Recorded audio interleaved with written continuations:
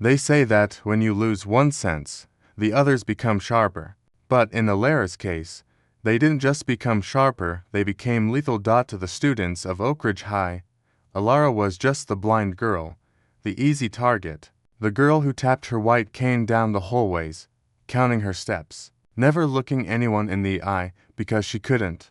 Marcus, the school's wrestling champion and resident nightmare, thought she was broken. He thought she was helpless. He thought he could use her as a punching bag because she would never see the hits coming.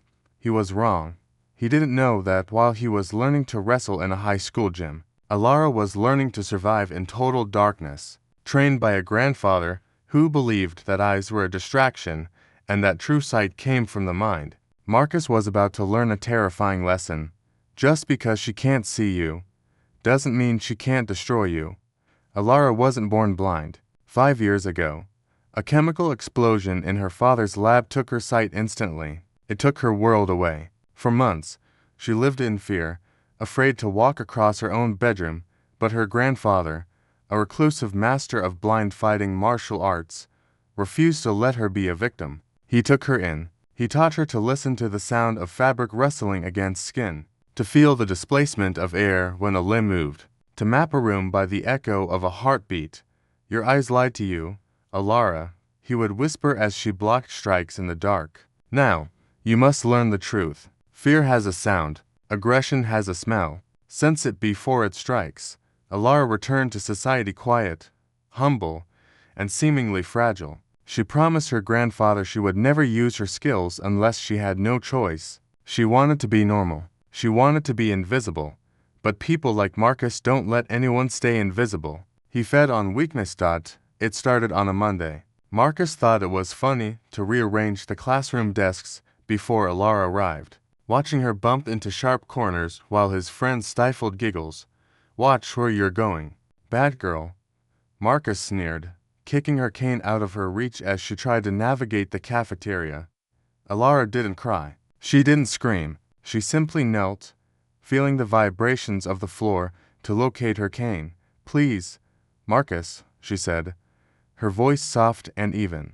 I don't want any trouble. Then stop being such a freak. Marcus laughed, looming over her. You're useless. If I punched you right now, you wouldn't even know which way to fall.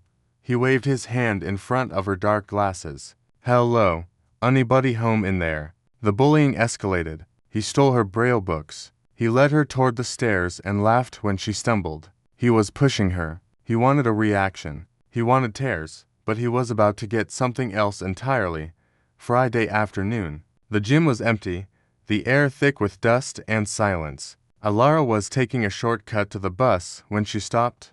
She didn't see the 3 shadows blocking the exit. She didn't have to. She heard the heavy, arrogant breathing of Marcus. She smelled the cheap body spray. She heard the scuff of rubber sole as on the hardwood floor, shifting into a fighting stance. Lost again, Elara. Marcus's voice echoed off the high ceiling. Let me pass, Marcus, Elara said. She tightened her grip on her cane, then slowly, deliberately, folded it up and placed it in her bag. Marcus laughed. Look at that. She's putting away her stick. What are you gonna do? Fight me. I'm asking you nicely, Elara said. She turned her head slightly. She could hear his heart rate picking up. Adrenaline. Aggression. He was going to attack. You can't fight back. Marcus yelled, his ego bruised by her calmness. You can't even see me. Marcus signaled his friends to record. Watch this, he whispered. I'm gonna knock those glasses right off her face. He stepped forward. Heavy, clumsy, loud. To Elara, he sounded like a freight train. She didn't need eyes. The air pressure in the room shifted as he pulled his arm back. Which Marcus threw a haymaker punch aimed directly at her jaw. It should have been a knockout. Instead, Elara simply wasn't there, with a movement as fluid as water. She ducked under the fist. Marcus stumbled forward, his momentum carrying him off balance. He spun around, furious. Stand still, he screamed. He swung again. Left hook. Elara stepped back. Right cross. Elara leaned left. A kick. Elara pivoted. She was dodging every single strike with millimeter precision, her face perfectly calm, her dark glasses never slipping. It was like she was a ghost. Marcus was panting now, terrified and exhausted. How are you doing that? I listen, Elara whispered. Marcus roared and charged, tackling her. This time, Elara didn't dodge as Marcus reached out. Her hand shot up a blur of motion. She caught his wrist in midair. You have heavy feet. Marcus, she said coldly. She twisted. Using his own weight against him, she rotated his wrist and drove her elbow into his pressure point. Marcus's knees buckled. In 1 second, the helpless blind girl had the school's toughest wrestler pinned face down on the gym floor. Her arm locked around his throat in a sleeper hold.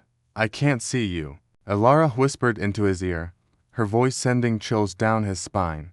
But I can break you in 3 different places before you even touch the ground. Do we understand each other? Yes, yes. I'm sorry, Marcus shrieked, tapping out on the floor. Elara released him. He scrambled back, clutching his arm, looking at her as if she were a monster. His friends had stopped recording. They were too busy trembling.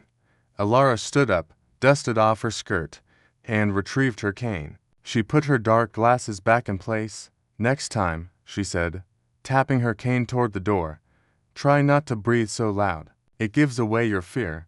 She walked out of the gym, the rhythmic tapping of her cane the only sound left in the room. Marcus never bullied anyone again. In fact, if he saw someone blocking Elara's path in the hallway, he was the first one to move them out of the way. He knew the secret now. He knew that the girl in the dark glasses saw more than he ever would. True vision isn't about what you see with your eyes. It's about what you perceive with your heart and your mind. Never underestimate those who walk in the dark, because they are the ones who have learned to navigate the world without fear.